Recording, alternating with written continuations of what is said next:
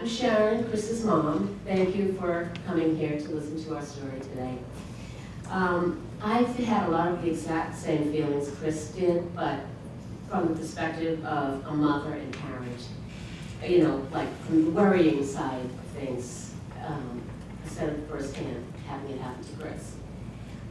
When we were preparing for this event, we've been talking a lot about what happened and going over things, and I started to realize the roller coaster ride, emotional roller coaster ride that we were all on when this happened. And the whole time when this first happened, it was just, we were all in a state of disbelief. We just couldn't fathom what was happening. And for example, the day that this happened, and we had to call 911, and we brought Chris to the ER, I remember thinking, okay, we're going to the ER, we're going to be there for a while, because usually when you go to the ER, you're there for like 12 hours. It's going to take a while, but we're going to come home, and Chris is going to be okay. I still just kept playing that in my head that it was going to be okay, we're just going to the ER because something happened to Chris.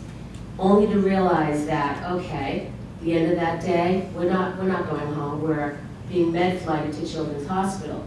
But I still tried to remain positive. When we got to Children's Hospital, I remember thinking, we're at Children's Hospital. It's the best hospital in the country. They perform miracles here.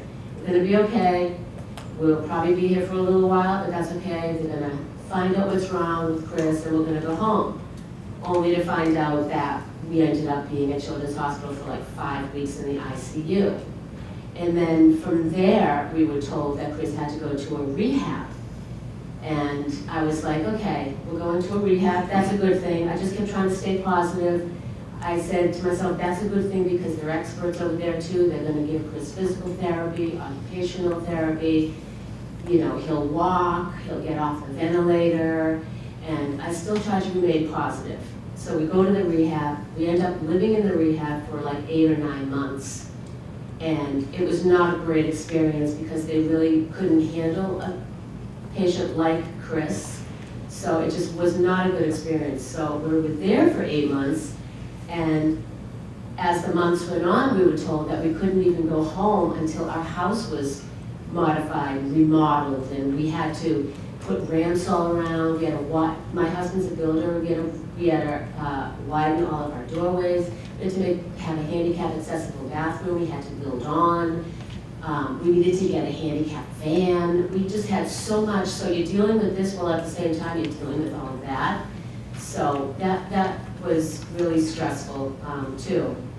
Then when we finally do get home, pull into the driveway, and there's 2 nurses and a nurse manager waiting in the driveway for us. And then I thought, oh boy, they were to be Chris's caregivers. They were there to meet him. And I remember thinking, wow, okay, caregivers. We need caregivers. I'm a caregiver. I'm not just a mom now, I'm also a caregiver, which is much more than a mom, much more responsibility. And so I just, through the whole process, kept having these like reality checks and being brought back to earth. But I still always try to remain positive just because that's the way I am, that's my thinking. So then while we were home, things would happen that would like cause me pause. Like the first time I went into the house and I had to go upstairs to the 2nd floor, I remember standing at the bottom of the stairs, looking up going, no, I can't do stairs. I didn't even want to go upstairs because Chris couldn't go upstairs.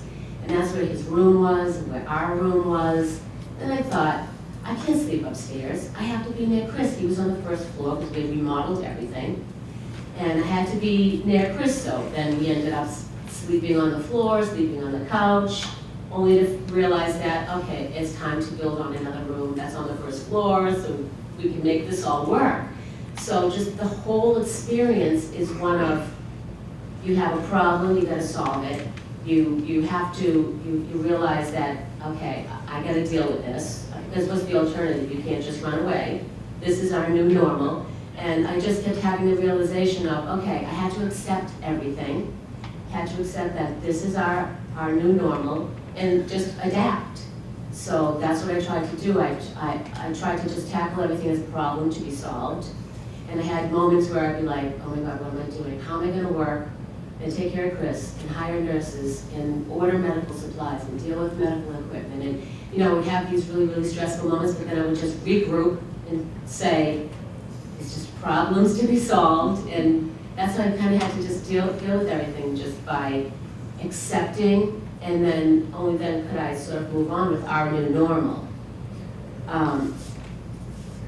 So, I mean, that's really the only thing you can do when something like this happens, because when you have a traumatic injury in your family like this, anything with spinal cord injury, if someone's in a wheelchair, it affects the person obviously, but your family, it affects your friends, your extended family, it's people you work with, it affects your entire world. So you really just have to be the kind of person who just grabs the problem and deals with it, and then accepts it and moves on as that being your new normal. That's really all you can do. And even today, it's the same situation. We have a lot of challenges that we have to deal with, and it seems like there's always some problem to be solved, you know, like medical equipment breaking or something, and you just have to say, okay, it's a problem, I'm gonna tackle it, and I'm gonna move on. And that's my sort of mantra that I live by. So, I mean, that's why for these types of injuries, research is so, so very important. And this is a statistic that Chris wants me to relay, that over 5 million people live with neurodegenerative diseases in the US, including Alzheimer's, multiple sclerosis, and ALS. And that number is expected to balloon to 12 million by 2030.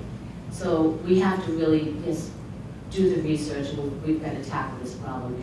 And Thermo Fisher is actually doing something about it, which Dan will speak to shortly. So thank you for listening.